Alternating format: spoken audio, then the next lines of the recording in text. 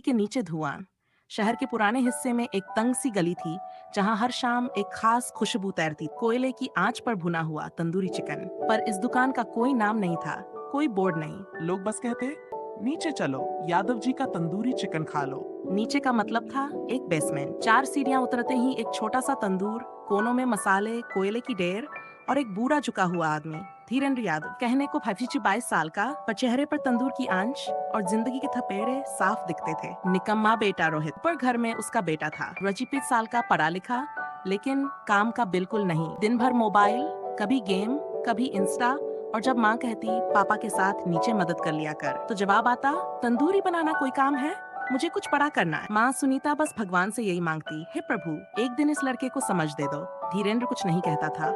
हर रोज तंदूर जलाता, चिकन को मसाले में लपेटता, भिगोता, सीख में चढ़ाता और आंच पर धीरे धीरे सेकता। कभी कोई ग्राहक कहता, यादव जी, इसमें वही पुराना स्वाद है, क्या राज है? तो बस एक जवाब, राज नहीं बेटा, आदत है, मेहनत की आदत। टूटता घमंड।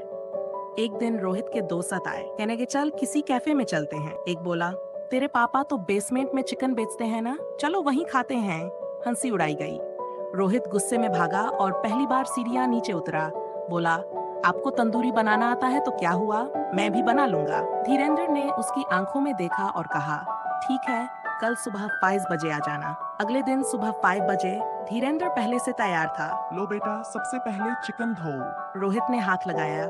चिकन ठंडा, फिसलन भरा और गंध नाक से कुट गई, पर बाप ने कुछ नहीं कहा। हर टुकड़े को साफ पानी में 3 बार धोना पड़ता है। फिर लाई गई दही, अदरक लहसुन का पेस्ट, नींबू और द्वादा मसालों का मिश्रण। अब मसाले मिलाओ प्रक्रम से। गरम मसाला, कश्मीरी मिर्च, धनिया पाउडर, कसूरी मेथी और खास यादव स्पेशल मसाला जो धीरेन्द्र खुद पीसता था। अब इसे चिकन पर अच्छे से लगाओ, हर टुकड़े को महसूस करते हुए। ये सिर्फ खाना नहीं है, पहली नाकामी। शाम को रोहित ने खुद चिकन तंदूर पर चढ़ाया।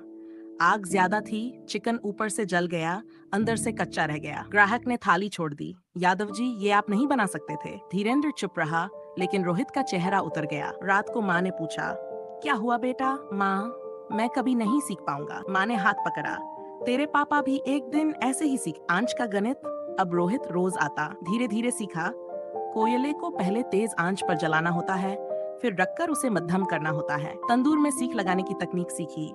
ऊपर वाला हिस्सा तेज आंच लेता है, नीचे वाला धीरे पकता है। फिर आया स्मोकिंग का राज। जब चिकन लगभग तैयार हो जाए तो एक टिन का ढक्कन तंदूर पर रखना, जिससे धुआं भर जाए और चिकन में वो खास महक आ जाए। धीरेन्द्र ने कहा, देख बेटा, सिर्फ मसाला नहीं, आंच भी स्वाद देती है, स्वाद में आत्मा।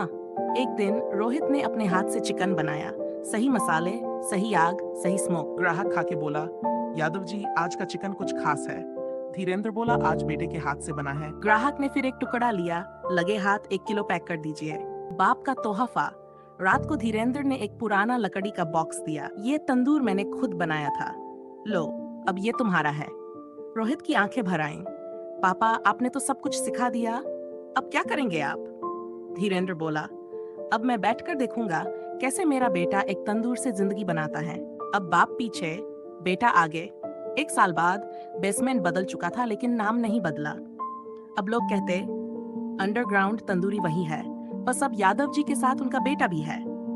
और दुकान के बाहर एक लाइन हमेशा लिखी रहती, यहाँ सिर्फ चिकन नहीं, जिम्मेदारी भी सिंक पर लगती है।